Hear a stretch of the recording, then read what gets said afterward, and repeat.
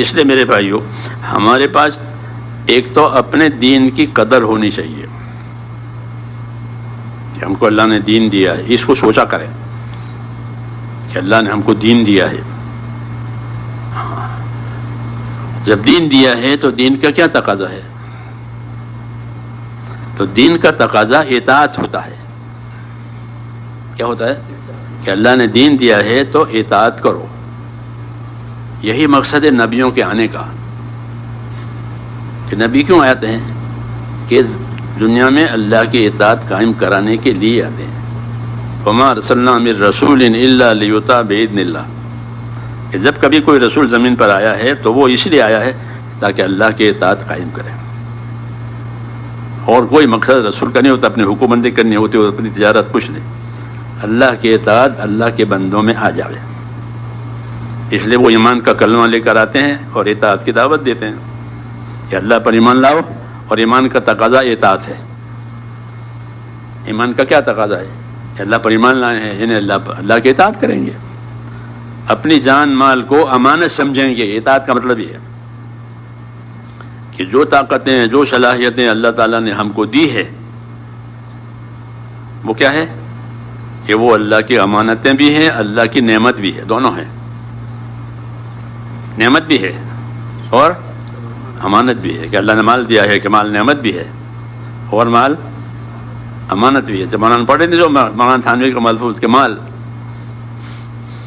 کہ مال حضور فرماتے ہیں مال کہ مال زندگی کا بہت بڑا سہارا ہے. نعمت ہے مال زندگی میں، ہاں کہ مال زندگی کا بڑا سہارا ہے. نعم المعونہ حدیث میں ہے کہ مال زندگی کا بڑا سہارا ہے. تو اللہ مال دے تو مال بھی نعمت ہے، صحت دے تو صحت بھی نعمت ہے، ہر چیز نعمت ہے اللہ تعالیٰ. مگر جس طرح وہ چیز نعمت ہے اس طرح وہ امانت بھی ہے. دعوت میں یہی امانت کا پہلو واضح کیا جاتا ہے کہ تمہارے پاس جو چیز ہے وہ تمہاری نہیں ہے بلکہ وہ کیا ہے؟ وہ اللہ کی امانت ہے. تو امانت کا کیا مطلب ہوا؟ کہ اس سے تمہیں حقوق ادا کرنے ہیں. امانتیں اس لیے دی ہیں، جیسے پولیس والوں کو گاڑیاں ملتی ہیں وہ سب تو کیا کرنا ہے؟ شکار کرنے کے لیے. اچھے اچھے گھوڑے ہوتے ہیں ان کے ہوا کھانے کے لیے کہ گھوڑے بیٹھو ہوا کھاؤ کہ نا. وہ گھوڑے سرکاری ہیں، سرکاری کام کے لیے ہیں. وہ ہر چیز وہ جیپ کار جو ہے وہ بھی سرکاری ہے اور سرکاری کام کے لیے.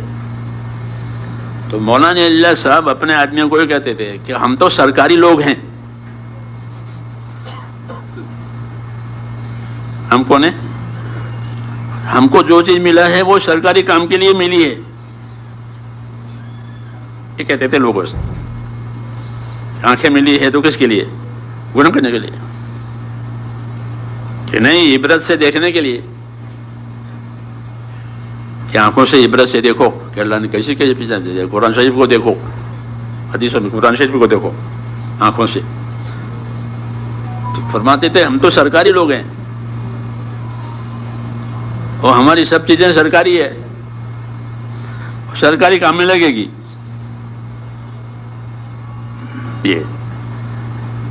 یہی ایمان اطاعت کا مطلب ہے کہ ہم کو جو چیز دی گئی ہے وہ سب ایمان اطاعت کے لیے دی گئی ہے بس، تاکہ اللہ تعالیٰ کا حق ادا ہو جاوے. کہ دنیا کو دارالحقوق بنایا ہے. اس میں سب سے پہلا حق کس کا ہے؟ کہ سب سے پہلا حق اللہ کا، وہ عبادت ہے.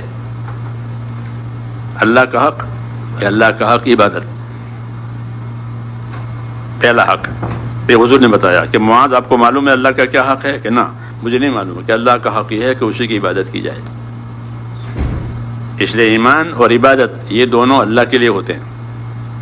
اللہ پر ایمان لانا اور اللہ کی عبادت کرنا یہ زندگی کا مقصد ہے. یہ زندگی کا مقصد ہے کہ میں نے جناتوں کو انسانوں کو کس کے لیے پیدا کیا ہے؟ عبادت. تو ایمان عبادت تو زندگی کا اصلی مقصد ہے. یہی اصل ہے کہ زندگی اللہ کے یقین والی، اللہ کے خوف والی اور اللہ کی عبادت والی بنے. یہ اصل کام ہے. پھر عبادت میں سب کچھ آ جاتا ہے، خالی نماز روزہ نہیں ہے. جی ہاں، کہ جن جن باتوں کا حکم دیا ہے اس کا پورا ہونا، جن باتوں سے منع کیا ہے اس سے بچنا، یہ سب عبادت میں آ جاتا ہے کہ زندگی عبادت کے لیے دی ہے۔ تو جب ہماری زندگی اللہ تعالیٰ کی عبادت کے ساتھ ہوگی تو اللہ تعالیٰ ہمارے حالات کو صحیح کریں گے۔ حالات کے صحیح ہونے کا ایک ہی راستہ ہے، دوسرا راستہ نہیں ہے۔ حدیثوں میں ہے، حدیثوں میں یوں ہے کہ من اصلح ما بینہ و بین اللہ اصلح اللہ ما بینہ و بین خلقہ، کہ جو لوگ اپنا اور خدا کا معاملہ ٹھیک کر لیں گے تو اللہ ان کا اور مخلوق والا معاملہ ٹھیک کر دے گا۔ کتنی آسان بات ہے۔ حالات کے صحیح کرنے کا علاج بتایا کہ جو لوگ اپنا اور خدا کا معاملہ ٹھیک کر لیں گے تو پھر اللہ ان کا اور مخلوق والا معاملہ ٹھیک کر دے گا۔ ایک ہی راستہ۔ اب مولانا یوسف صاحب فرماتے تھے کہ اگر یہ بات 50% صحیح ہوئی تو 50% کامیابی ملے گی، اور 100% ہوئی تو پھر 100% کامیابی ملے گی۔ کہ مسلمانوں نے 100% اس کو پورا کر دیا جو اللہ چاہتے تھے، وہ کہ ان کی 100% کامیابی ہو جائے گی، اور 50% کی ہے تو پھر 50% باقی رہے گی۔ یہ قاعدہ ہے کہ جو لوگ اپنا اور خدا کا معاملہ ٹھیک کر لیں گے تو اللہ ان کا اور مخلوق والا معاملہ اللہ ٹھیک کر دے گا۔ تو یہ بالکل آسان راستہ ہے۔